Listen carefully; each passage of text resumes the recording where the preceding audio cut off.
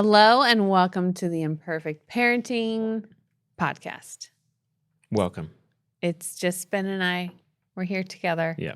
Did you want to try and hold hands the whole time? No, that'd be distracting. Oh, you can't handle I'm it? trying to focus here.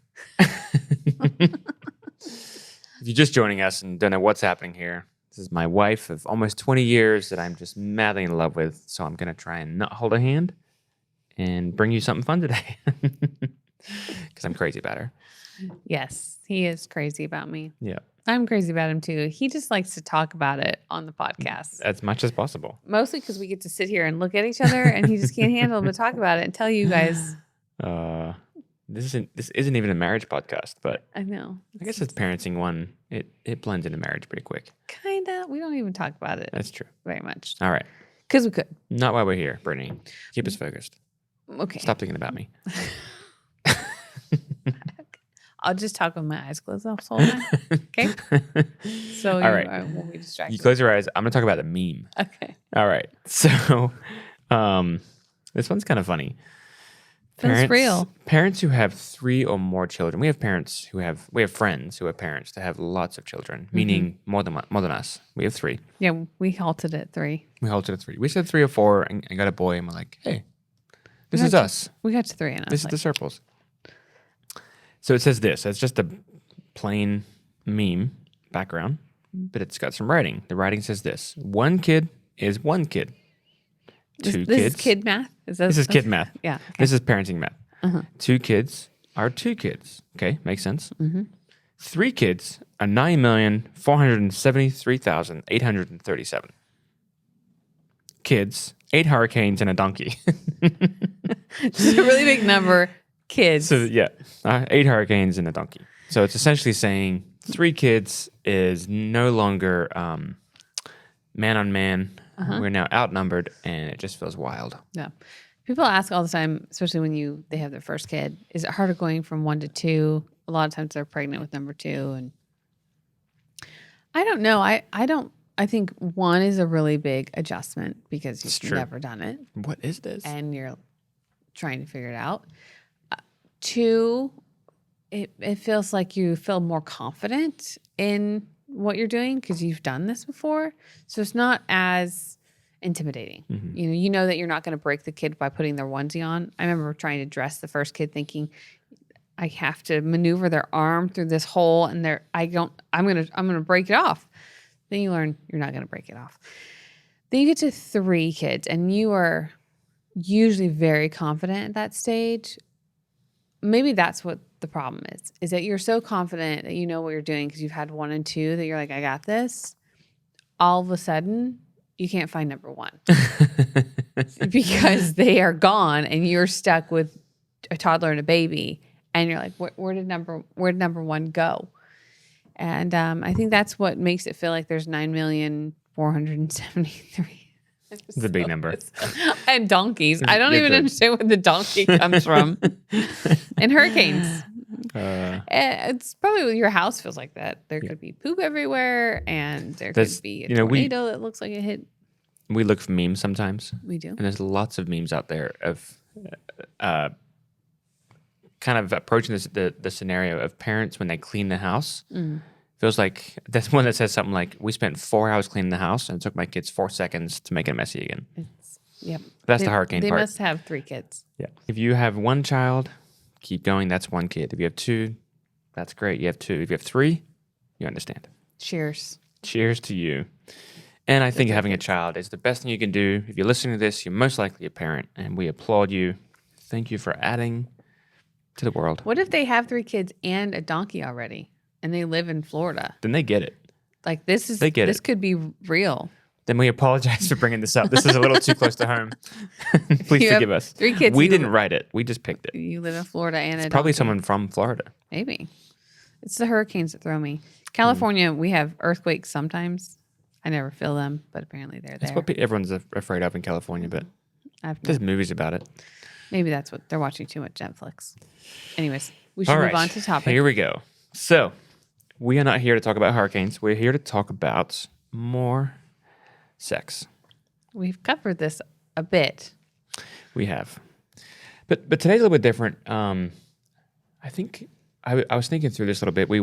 And there's this phrase I heard years ago, and this applies to really anything in the kingdom we talk about. There's God's version, and then there's the perversion, or the perversion of the intended way that God created it. Mm-hmm. And pick anything that matters in the kingdom. Mm-hmm. The enemy is going to try and create a perversion, a different version of what God's initial intent was. Mm-hmm. It started in the garden. We watched this in the garden. Hey, you have a choice. You are free. Just don't eat of that fruit.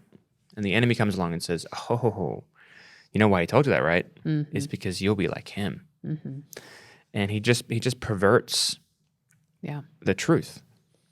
So we watch this over and over again. I want to read real quick the actual definition of the word perversion. It says this: the alteration of something from its original course, meaning, or state to a distortion or corruption of what was first intended. So it's a really fancy way of saying what I just said, with nicer words. But it's the alteration of something from its original course. And there really is this intended heart from heaven, that God has this heart for family. Yeah. We're talking about sex, but really we're talking about family. I'm not sure what I listened to think about Jordan Peterson. I love him. I love listening to him. He's such a brilliant man. I like to describe him as one of the thought leaders of our time, just because he just gets us thinking, and teaches us how to think. Doesn't tell us what to think. And I heard him recently say something like, having a child is one of the most important things you can do. And again, we're talking to parents. We're talking to the choir here, but it really is one of the most unselfish and most productive things you can do. And it really is, the other thing he adds to that conversation is it's one of the biggest joy influences in your life. Having a child brings the greatest amount of joy. Mm-hmm. Which, I think learning how to create God's intended version in our home, and then for our kids to actually carry that with them. We talk a lot about culture. Mm-hmm. I want my kids to carry God's version with them everywhere they go. Into youth group, because as kids there, bringing the perverted idea into their school. When they play on a sports team, Lincoln's in Taekwondo, and I listen and hear certain things sometimes that is not the version that we would ascribe to. Yeah. And it's okay, because I want my son to carry clarity and strength everywhere he goes. Mm-hmm. In that Jordan Peterson comment, is that the one that says something around having, you are selfish until you have a child or something like that? I remember having this conversation with one of my brothers, and he doesn't have kids, and he asked me if I thought that was true. And I said, well, I think you can live a life that serves other people. And so that level of selfishness that he's talking about is, I get what he's saying. But there is a piece of doing parenting well means that I learned to really sacrifice and give my life towards someone and something. And you're already doing it. If you've got kids, you're already living this life of sacrifice and inconvenience. So why don't you just make sure that you're creating a culture and enjoying this thing that you already said yes to? So you might as well just put in a little bit of extra effort and create something that you want to be around and love. And part of that is the willingness to have the conversations that are uncomfortable, that are hard, that right now, we didn't have this growing up. That I remember in high school it was more in high school too. That's where I remember ever getting a glimpse of this. You had the stoners or the druggies, they partied and did drugs. Then you had the jocks that were super popular and always had cheerleader girlfriends, and everybody was. It seemed like they were sleeping together. I mean, that's kind of what came with those two roles. Mm-hmm. I'm totally making stereotypes right now, but this is what I remember. Then you had like the Christian kids that, were in the Christian club, did youth group. I did all that. Then you had like the emo kids. Mm-hmm. And it normally, when I was in school, again, this is my upbringing in Weaverville. I don't know if Weaverville is the best representation of normal American society in high school. That's just what I had. Okay.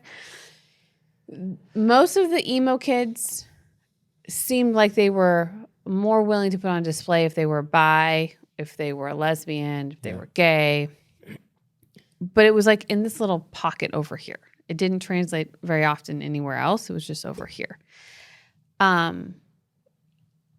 In today's world, that feels a bit different.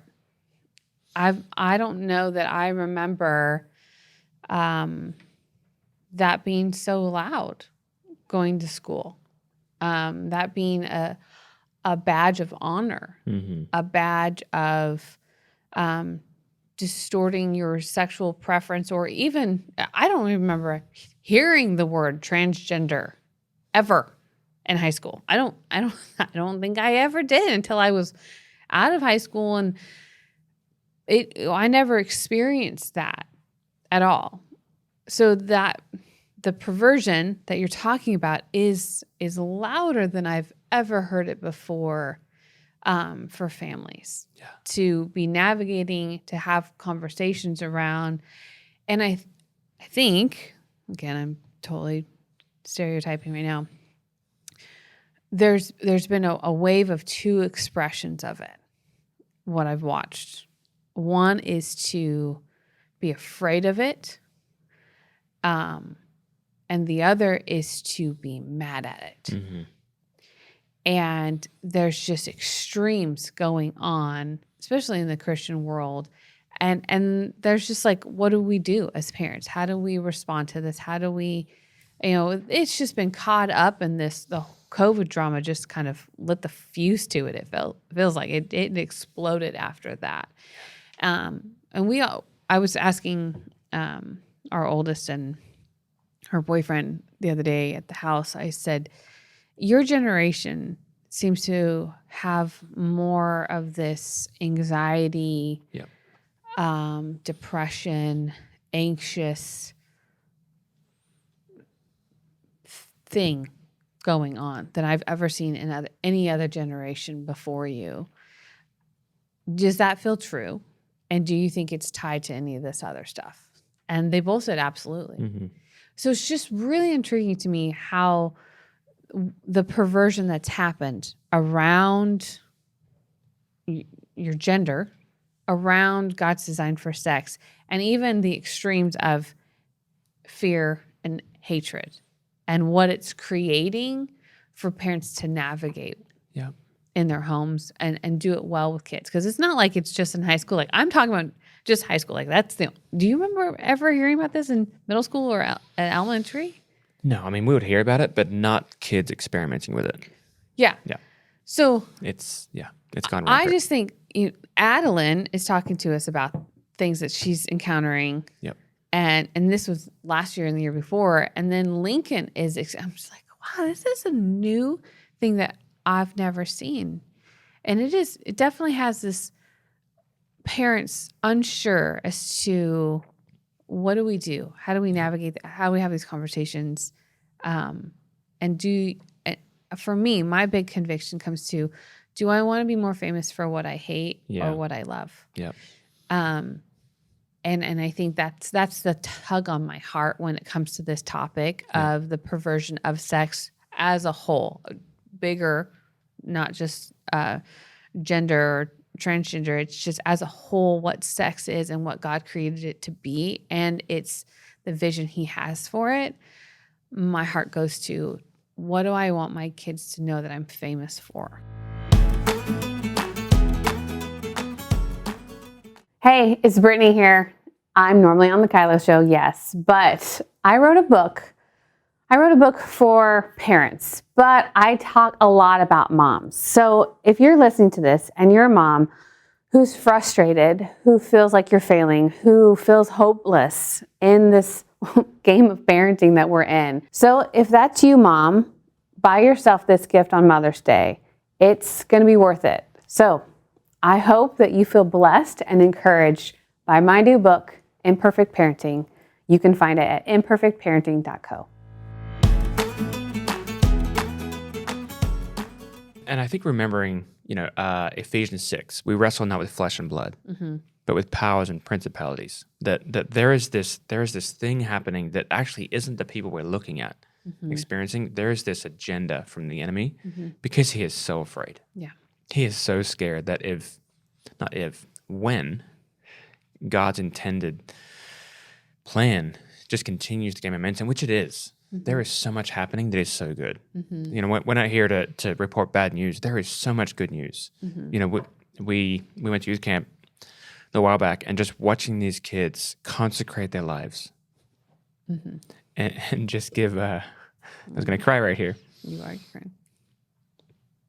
I'm quiet because I'm crying. Watching a generation of young people. There's 200 kids in this room.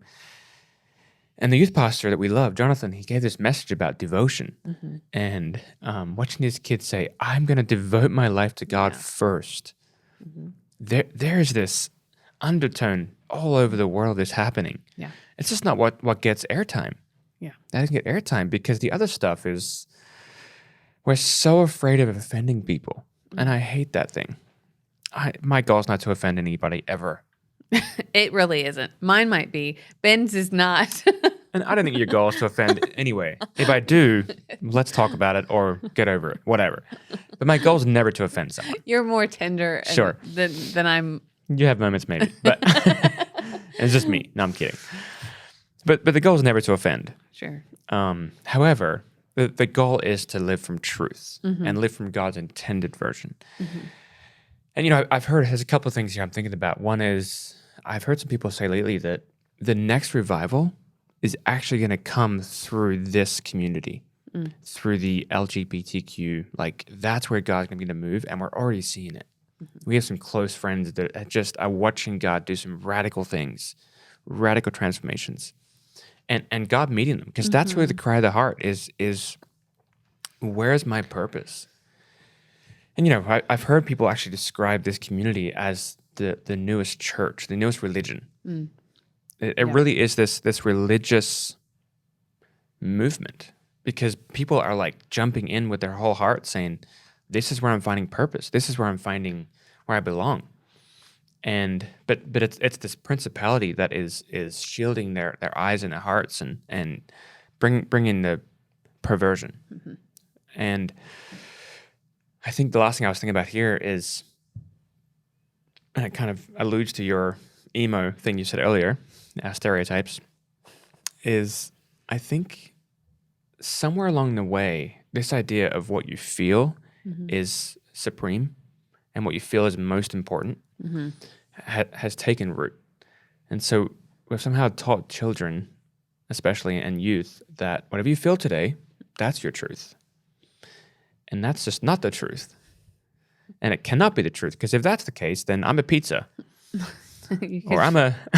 You feel like a pizza? I'm being silly, but I watched this video the other day. I've seen a few of them like this, where this one lady's saying, she has these different armbands on, and she's like, depending on how I feel right now is what I am. And she's an adult, so she's leading young children in this idea. And so all that to say, I guess we're getting a little passionate, and I'm crying, and there's things happening here today. But I think parents, we have to be famous for what we love, like Brittney said. We have to teach our children to love these people, because if we create distance with them, the opportunity to actually lead them to the truth goes away. And it does often feel like when we say to love them that we are agreeing, and that's not what's happening. Right.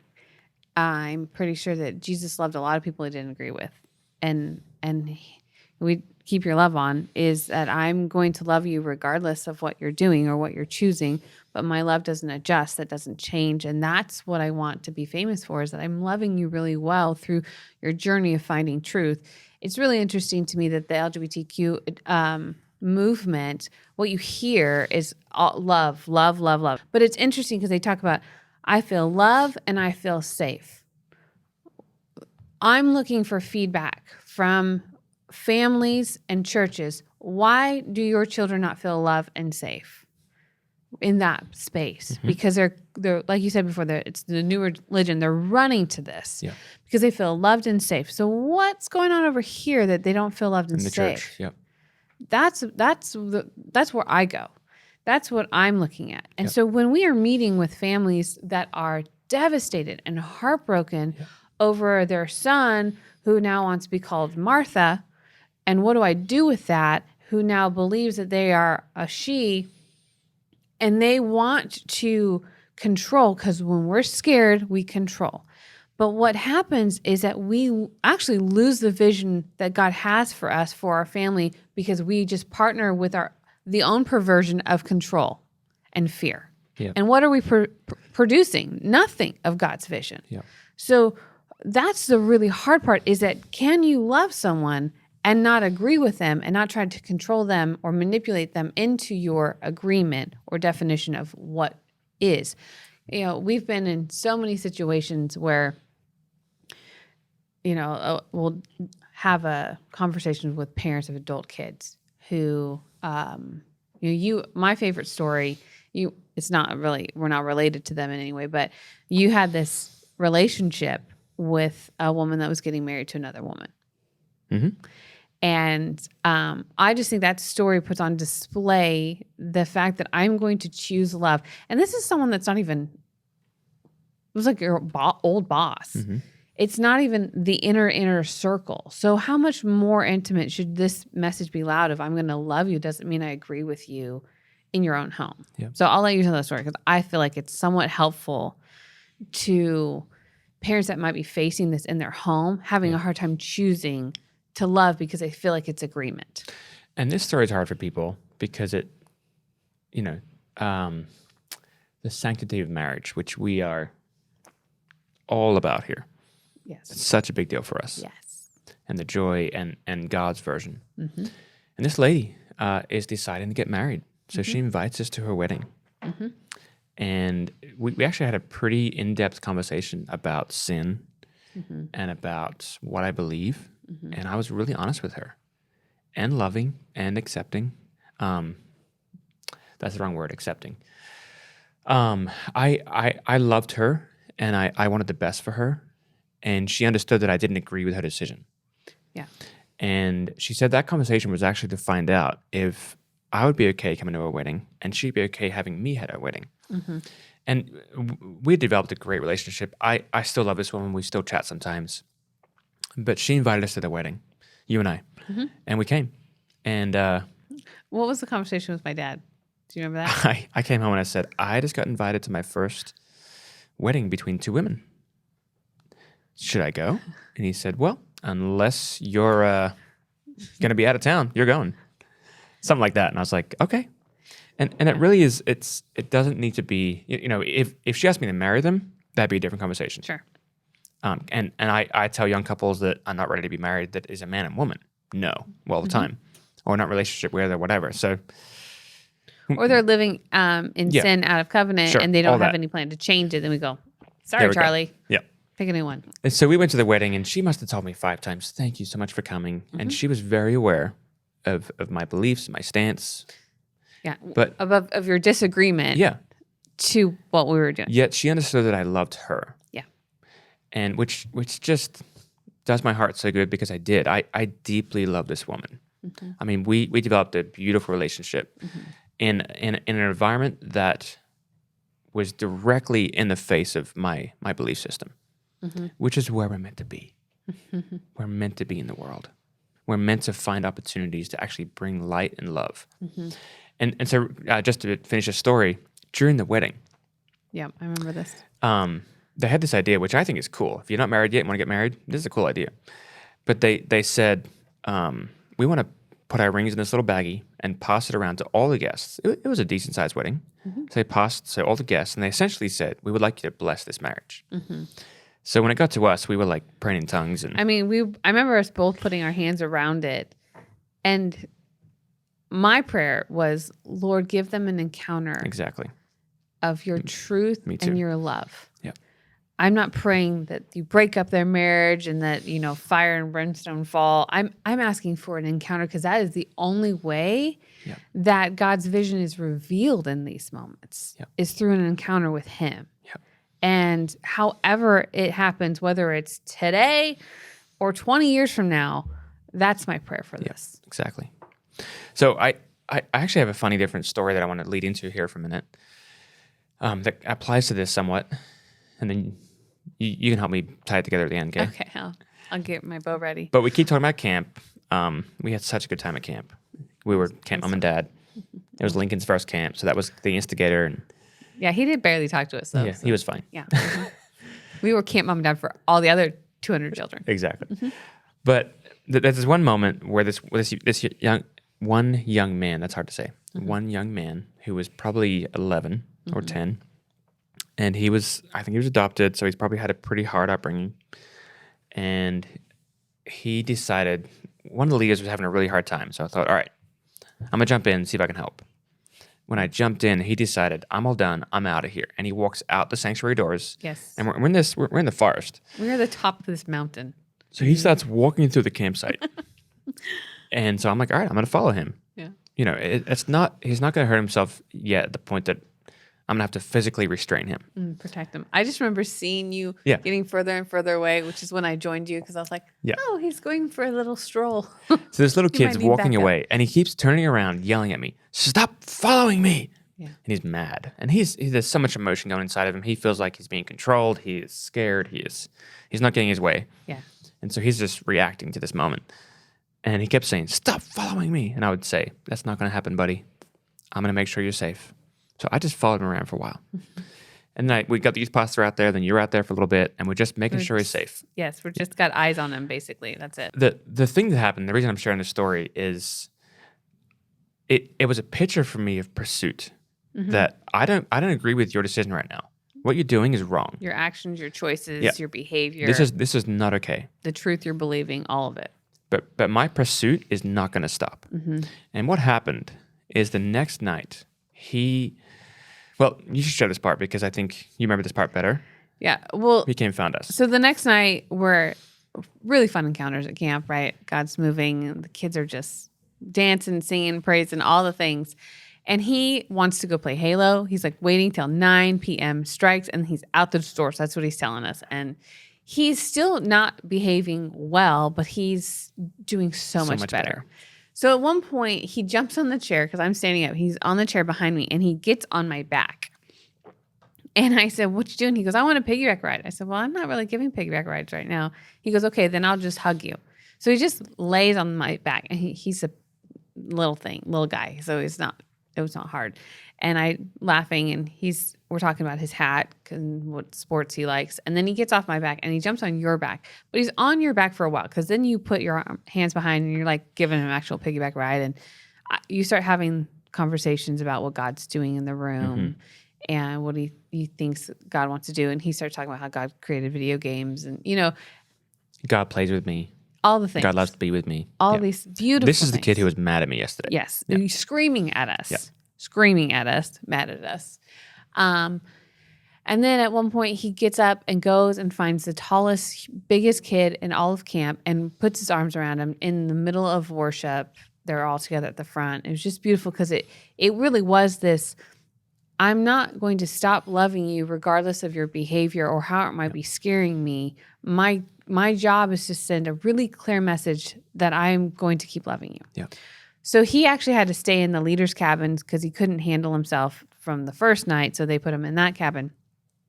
Well, he got his pajamas on, which is his matching Spider-Man outfit, which was adorable.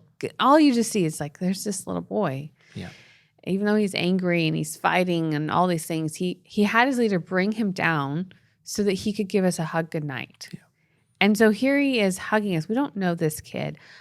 And all that we've really been in the face with him is problems, except for we keep the pursuit of love because I want you to know how famous I will be for loving you, not hating you. Yeah. Which is what I knew. I have enough experience with teenagers or people that I understood if I can just wait this kid out with love, I'm going to win him over. And it happened in a day, which I'm glad it was that quick. But that's not always that quick. but it's the decision that we're going to live from God's version, not from the perversion that you've picked up somewhere or are believing or are stuck in. That the fog that's over you is going to lift when I'm willing to just stay the course. Yeah. And this is, I don't know what parents are listening or family members that you've got somebody that's struggling with really the perversion of the world when it comes to sex, because that's kind of where we started with this. I would just make sure you're doing a really good job loving them, because they're not doubting if you agree with them or not. That's not a secret, especially if they live in your home and you go to church and you live a Christian life and you have Christian values, and those are on display, and they grew up there. They're not confused. They're not doubting if you agree or disagree with them. That's not a secret. That's not what they're struggling with. What they're struggling with is, will you still love me? Yeah. So that's what this goal for our conversation here is. Can you still love your child even though they are scaring you and they are so far from agreement with your moral compass? Yeah. Can you still love them? That's what I would encourage you to be famous for, is will you still love them? Yeah. And can you lead with that?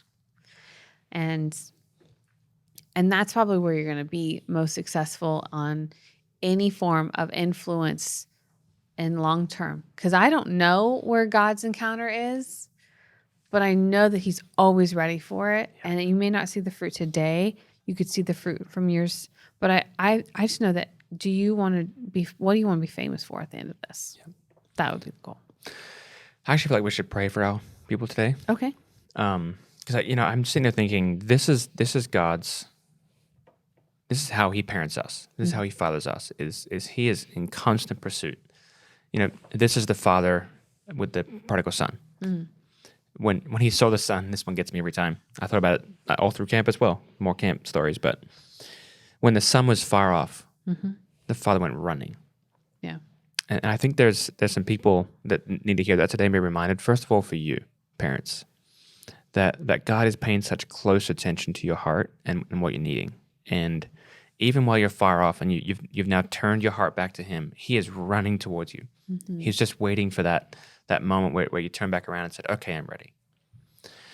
And then for your children, that you leading the same way God does, God's version. So, Jesus, we just release a radical moment in these homes today. God, especially the parents who feel confused and lost and just feel like the fight has been too hard. God, I ask for a fresh encounter for those parents today, that you would do something so unique and so special that they would feel that moment where the father draws near again and says, I'm here, I've always been here. I've been following you around camp. That something would take place in their relationship with you that would actually reinvigorate God's version in their home. Yeah. So we just bless this home, this family, and that from that place, God, that the ripple effect in their community will begin to take place, that they'll become famous for what they love, bringing heaven to earth through that. Yeah. Yeah. And Lord, we just pray for the courage it takes to love when it's hard and when it's painful. And I pray that you would give strength to these parents that are facing this battle right in their living room, that they would find the courage to be famous for love, and that's what they would lead in their home. And they wouldn't get distracted by the fear. They wouldn't get distracted by control, but they would lean into, I want to be so famous for loving well in this moment of disagreement. And we just pray for encounters, Father, in Jesus' name. Amen. Amen. Thanks for joining us. Yep. We'll see you later.